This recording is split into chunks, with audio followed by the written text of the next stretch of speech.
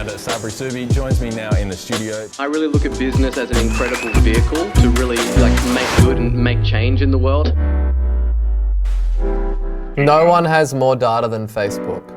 Right, who knows more than Facebook? There's no third-party data tool that knows more than just going straight to the horse. So when you, like we can obviously, once we start to build out those audiences using Facebook's insight tools is where you can start to see, well, what brands do they like? What other pages do they like? And start to really get to understand, oh, what job title do they have, and understand it. But typically the way that we work is the client will tell us, right, who they think that their target market is, right? We just got off a Facebook meeting right now, and so this is something that we're all freshly talking about, and there's one that thinks their client is chiropractors and Reiki healers and physiotherapists and like Kundalini whisperers and all this other stuff that they do, right? That's not like, that's everyone that their market is, but who is the market that represents their largest sales volume, who's the most starving for this product.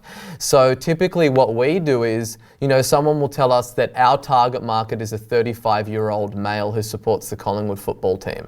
And then we'll be like, okay, cool, we'll take that information and then we'll just let the data tell us. And 9 out of 10 times the client is wrong. Like, it's not who they think that the target market is. It's somebody entirely different. And then we gravitate towards where we're getting, like, the beautiful thing about Facebook is that you get the granular data when you run the campaigns on what the age group is. You don't get that from any other traffic channel. Like Google Ads, you find out the keyword and the location, that's about it. With Facebook, you find out everything. The age, the gender, the geo, every single thing that you know that Facebook knows, you can basically find out, right? And then we zero in on that. So a lot of the time, it's actually about being in the driver's seat, running as open targeting as you can in the beginning to get the data, and then having a candid conversation with the client about, hey, through our data, we've kind of unearthed that this is the market, and we really want to go in on this market, because a client wants to go for everyone. Who's your client? It's anybody with a pulse, right? And the problem is when you go in with that kind of broad targeting, you're trying to speak to everyone, and when you speak to everyone, you speak to no one. But the client always comes of it when it comes to target market selection, is that they don't want to leave anybody out.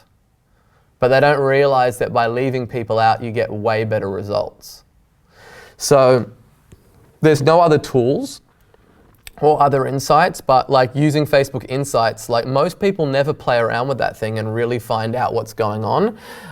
You know, going and having a look at what are their biggest competitors, looking at their brand pages and looking at the demographics of those brand pages, the insights, all of the stuff around that.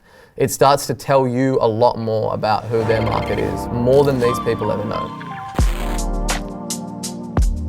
Hey guys, we're coming to you from lockdown in Melbourne. If you enjoyed this video, please like and subscribe, share it with a friend. We're dropping a video like this every day on YouTube, and I will see you in the next video.